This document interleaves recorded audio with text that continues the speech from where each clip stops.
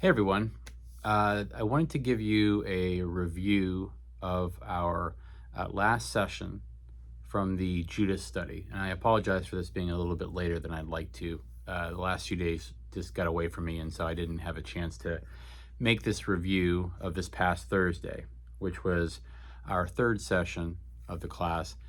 Our last, number four, our last session of the class is this coming Thursday.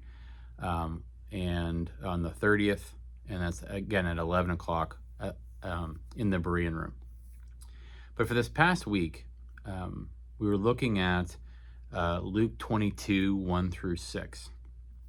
And with this email, my hope is to also attach a document that you can review for your own records. So the idea behind this particular class was to really look at the motive of Judas from a couple of different places. So first we looked at what kinds of things was he dealing with interpersonally, spiritually, and socially, what structures were around him, what kind of pressures did he feel inside and out when it came to doing this, to betraying Jesus.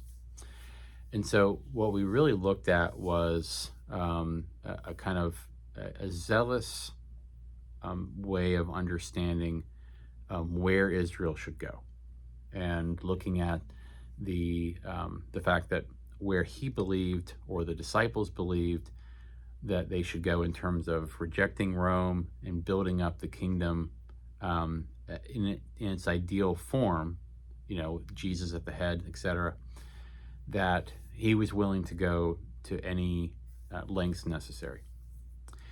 And we also talked a little bit about the role of there's Satan is mentioned in this passage. So we talked a little bit about that, and the kind of spiritual temptation to move in that direction. So hopefully this study guide will give you a little bit of space to do a couple of things. First, to read the text, read through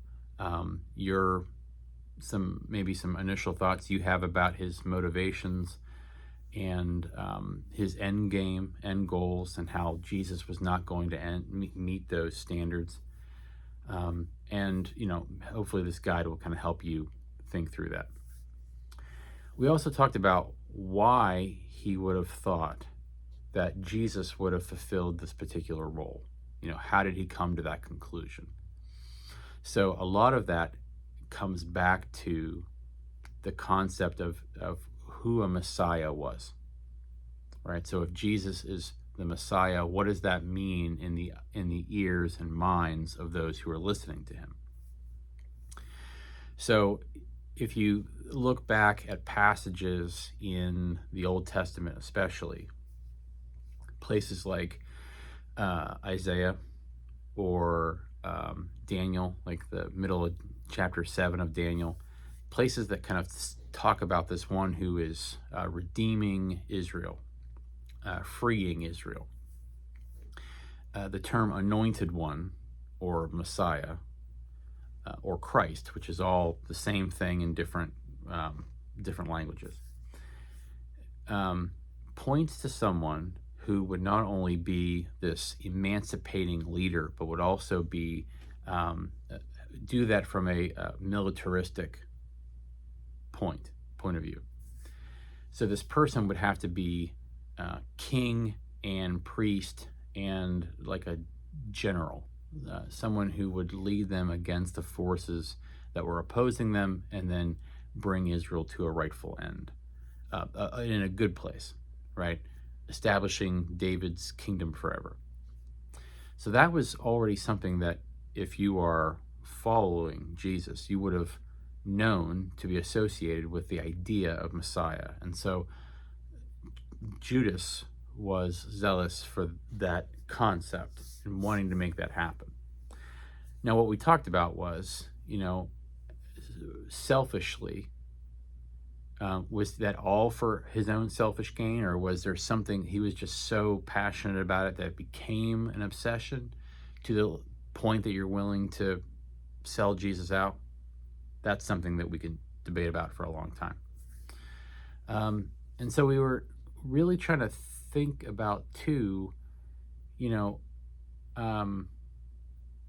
where that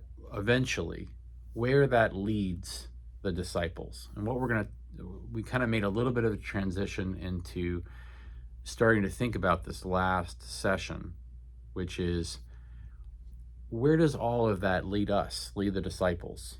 How does that influence the church they built, the way we think about evil, the way we think about sin, the way we think about Jesus?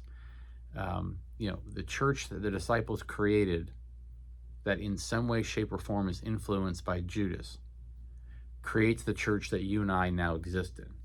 So thinking a lot about that dynamic,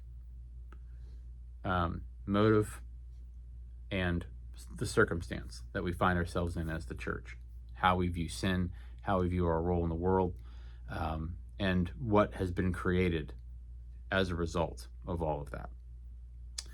That's the best 6.5-minute synopsis I can give you. So I hope you look at this. I hope you look at First Look from this past week. If you're planning on coming to the final class, it'll be helpful for you to look at First Look for the week coming up. And so just know that is true also for May 3rd.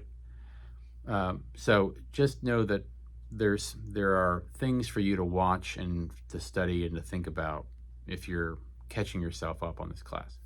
Okay. Thank you for doing this. Thank you for your time. Hope that that's helpful. Hope to see you on Thursday. And until then, have a good week. Take care.